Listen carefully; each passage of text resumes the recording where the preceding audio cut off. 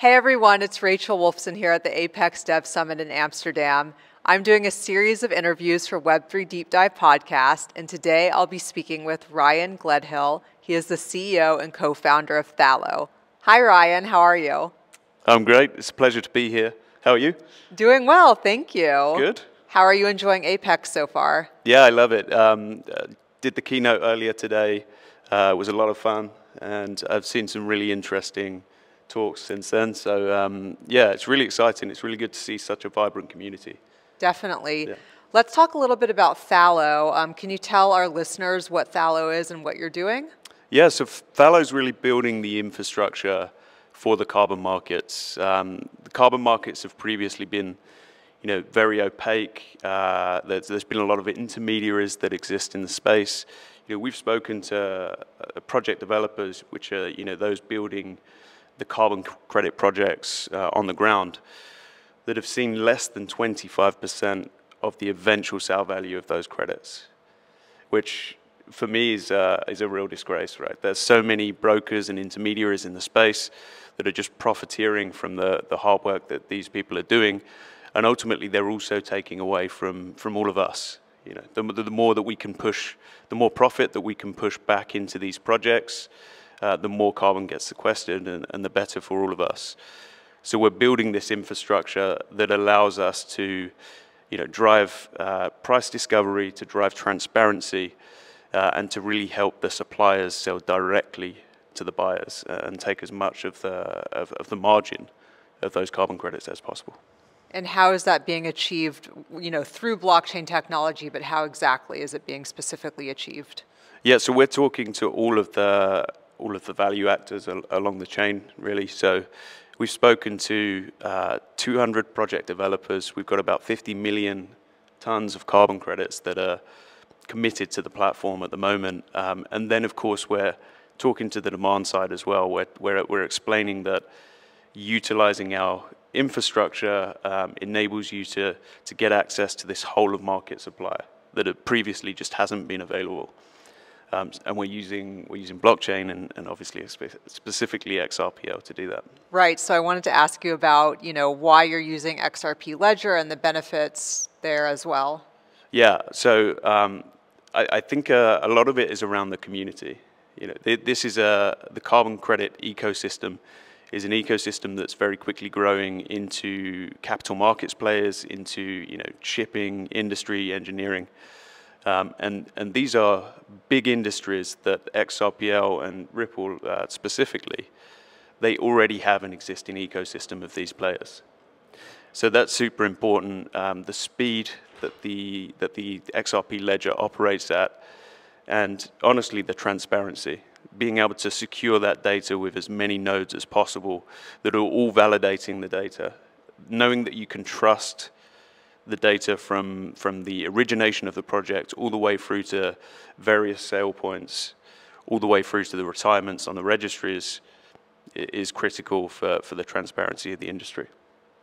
Right. So basically you're tokenizing carbon credits. Is that correct? Exactly. Okay. Yeah. Okay. Yeah. Do you have any use cases that are actually being implemented today, or is this all right now just kind of in its testing phases? Yeah, we do. So we've got e-commerce platforms that are offsetting at the point of sale. So you might buy your sneakers or whatever, and then you can offset the creation or the creation of the sneakers and also the delivery of those sneakers as well, using fractionalized carbon credits. And that fractionalized point is actually quite important. We touched on it in the keynote previously. Having the ability to break the carbon credits down from a ton into a gram if needed brings the cost of these carbon credits down to a level that you could, that for a sneaker, for the price of a sneaker, you don't want to be paying the same amount for the carbon credit itself if it's the price of a ton. So being able to bring that down to a gram or a kilogram or whatever you need to do there makes it accessible to consumers like everybody who's listening to this now to be able to contribute through their daily purchasing. Right, and I mean, as of now, if it's not tokenized, you cannot do that. Is that correct? Exactly. So if you're looking, or if you're working directly with carbon credits from any of the major registries, Gold Standard, Vera, and any of the other registries, they only operate to the ton. So it's our infrastructure that sits in between, I guess, middleware, if you like, that allows us to fractionalize those credits and then offer them to the B2B2C market. When you have that offering to your customers or maybe the mainstream, has it been challenging to cater to kind of like a mainstream audience, or are you focused on like Web3 companies that are using it as of now? So we're of the opinion that there's an existing market that exists outside Web3. And we find a lot of Web3 companies talk about Web3 liquidity and Web2 liquidity. For us, it's just liquidity. And it's our job as infrastructure providers to make sure that the infrastructure works well enough that there's no difference between the two, right? So yes, we're working with Web3 partners, and we intend to continue to do so. It's an important part of my personal career and many others on the team. But ultimately, we can make the biggest difference with Web2 partners. So we're talking to some really big corporates in the space. We're talking to shipping, oil and gas companies, all of these that need to make up that delta between what they can decarbonize and what they can offset. We're providing that delta in the middle, so with some of these big corporates. Yeah, so I've known about tokenization of carbon credits for a few years now. I've written about the topic as well. Yep. So I'm just wondering, has anything changed in the past few years? Any advancements? Have any of advancements been made in terms of tokenizing carbon credits, like from 2 years ago or so when the concept first emerged?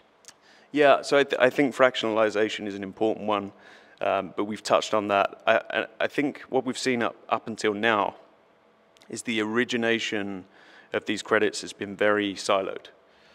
And we understand that if you're a corporate, you might have specific CSR or ESG goals, and you might want to purchase your carbon credits to match those ESG goals, right? So there are some corporates that might want some very specific credits. I don't know, clean water projects in India with a 3-year vintage, whatever it might be. And there are some others who are just happy buying any credits, right?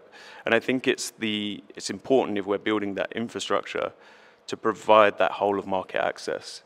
And that hasn't been seen in the Web2 market before. That aggregation hasn't been seen in the Web2 market before, and certainly not in the Web3 market. So I think having that choice is an important part of what Thallo is trying to build, and we're seeing a lot of uptake from our Web3 partners specifically around having that level of market choice.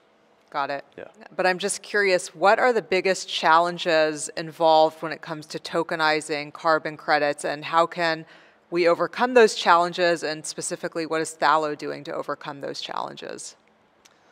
Yeah, so operationally, there are a bunch of new standards entering the space.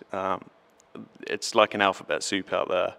They're all focusing on different parts of the market, different properties of different carbon credits.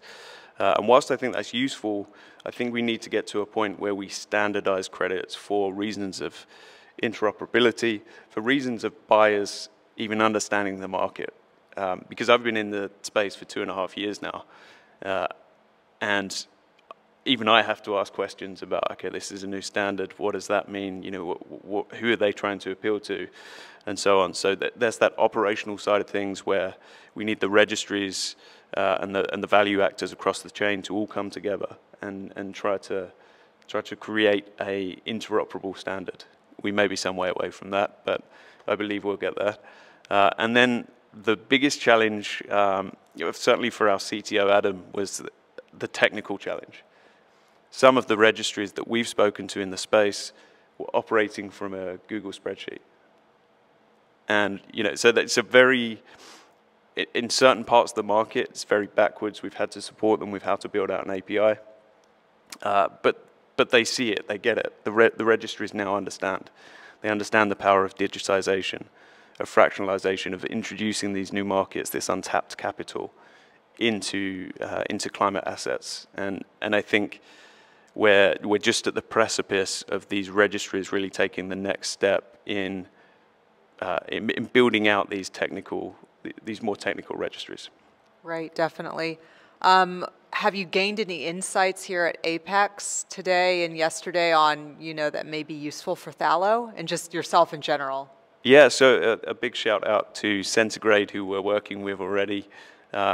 Centigrade are working on building the right sort of data into the space, and they're this data repository that will help other infrastructure providers provide the right data to their buyers and sellers. So I think that's super critical. It's part of the transparency that we're all trying to build in the market, and I love to see it. Awesome. Ryan, if our listeners want to learn more about Thallo, where can they go to do that? Yeah, Thallo.io, or reach out to me on Twitter at Ryan Gled. Twitter/X. Yeah, Twitter/X. Oh yeah, sorry, showing my age there. But yeah, reach out to me on Twitter or LinkedIn. Cool. Thanks, Ryan. Thank you, Rachel. Thanks.